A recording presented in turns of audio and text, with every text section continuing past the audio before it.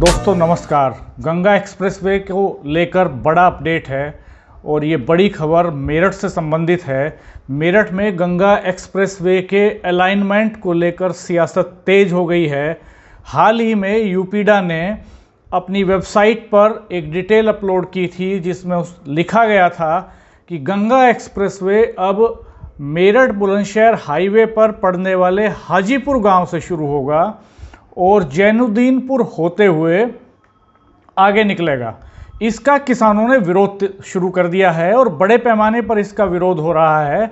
अभी तक जो पुराना अलाइनमेंट था उसमें ये मेरठ के परतापुर में, जहां से मेरठ दिल्ली एक्सप्रेसवे शुरू होता है, वहां से शुरू होना था और ये पुराना अलाइनमेंट था। लेकिन नए अलाइनमेंट की जैसे ही सूचना बाहर आई, जैसे इन्फॉर्मेशन यूपीडा ने अपनी वेबसाइट पर अपलोड की, तो किसानों ने इसका विरोध शुरू कर दिया।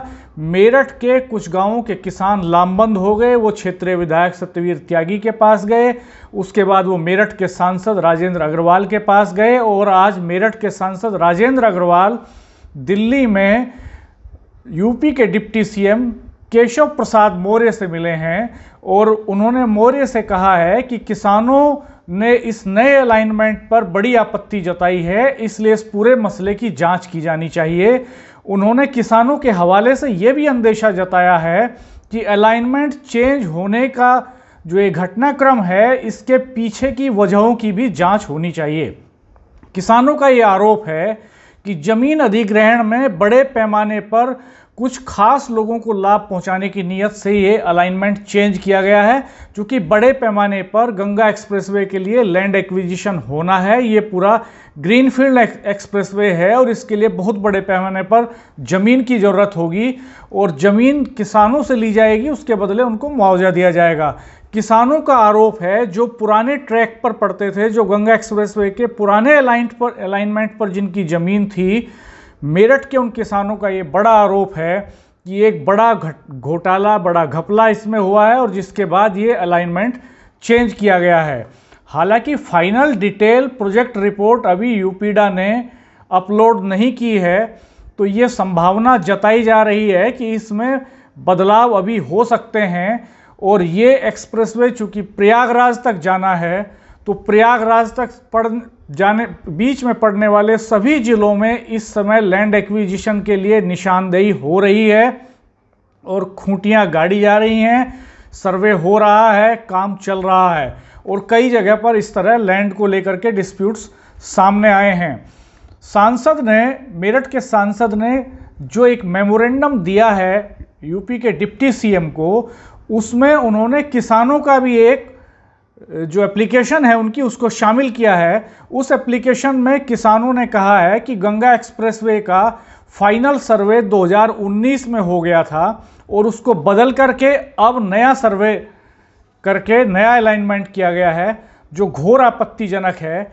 ये जो किसान हैं, मैं आपको बता दूं कि ये धनोटा, खंदावली, खानपुर, नंगलापातू, खेड़ा बलरामपुर, चुड़ियाला, डीलना, बहादुरपुर, सोलाना, इटायरा, बिजोली, गोविंदपुरी, खड़खड़ी, भदोली, ये 14 गांवों के किसान हैं मेरठ के, जिनका कहना है कि उनकी ज़मीन को एक्वायर करने के लिए निशानदेही कर दी गई थी। बाकायदा उनके रकबे की जानकारी लेखपालों ने मुहैया करा दी थी उन्हें कि किसका कितना रकबा जाना है।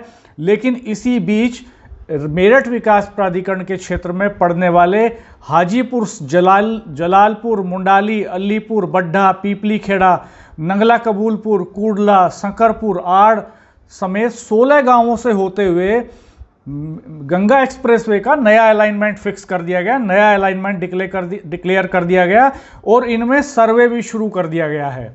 तो ये किसानों का विरोध है। किसानों का कहना है कि ये जो 16 गांव हैं जिनसे नए अलाइनमेंट में ज़मीन ली जाएगी, वो अधिकतर वहाँ ज़मीन कमेला व्यापारियों की है, बड़े मीट कारोबारियों की ज़मीन है और मीट कारोबारियों को बड़ा लाभ पहुँचाने की नीयत से ये नया अलाइनमेंट फिक्स किया गया है। उनका कहना है कि मीट कारोबारियों से इस एजेंसी की बड़े पैमाने पर साठगांठ हुई है और इनका ये भी आरोप है कि गंगा एक्सप्रेसवे गंगा के किनारे, गंगा के बेसिन में निकलना है और ये जो अब 16 गांव चिन्हित किए गए हैं, ये एक छोटी नदी काली नदी के सहारे के गांव हैं और इस काली नदी में गंदा पानी बहता है, फैक्ट्रियों का सीवेज बहता है, इनका जो फ्लोरा फोना है वो नष्ट हो चुका है और इसके सहारे से इनको ले जाया जा रहा है। एक समय इनमें कमेलों का पानी, मीट प्लांट्स का पानी बहता था। मेरठ के सांसद राजेंद्र अग्रवाल ने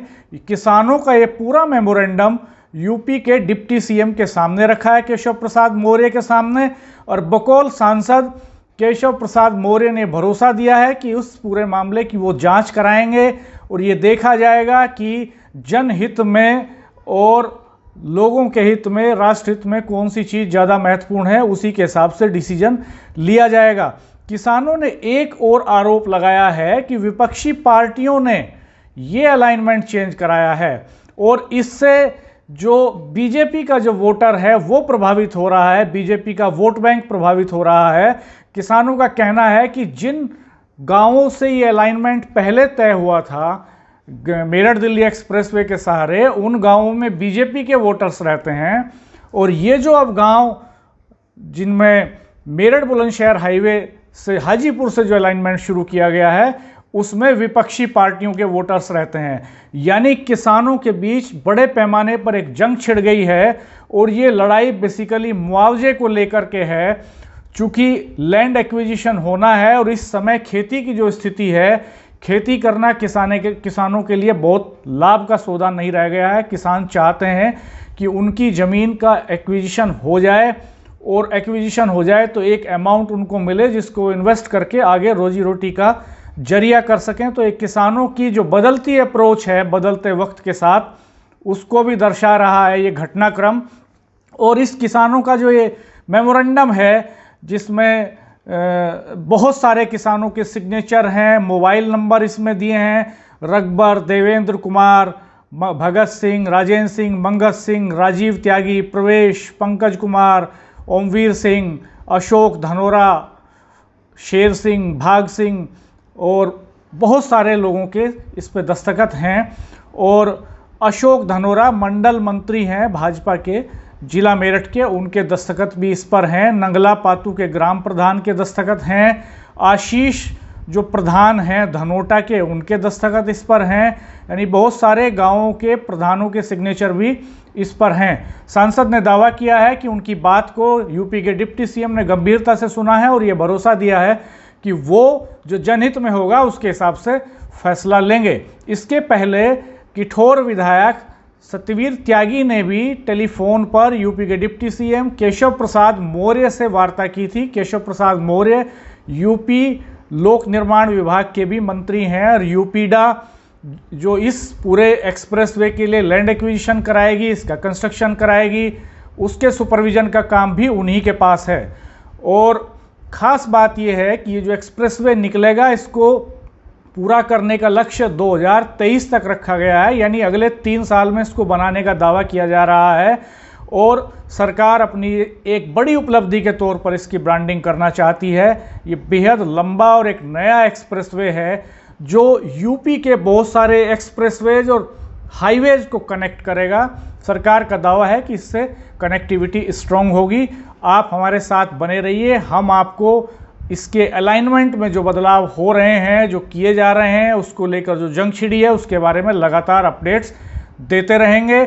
और हमने जो इन्फॉर्मेशन दी है वो मेरठ के सांसद राजेंद्र अग्रवाल से बातचीत पर आधारित है। हमने यूपीडा की वेबसाइट से इन्फॉर्मेशन ली है जिसमें हाजीपुर से दिखाया गया है अलाइनमेंट, तो इसलिए ये ऑथेंटिक इन्फॉर्मेशंस हैं।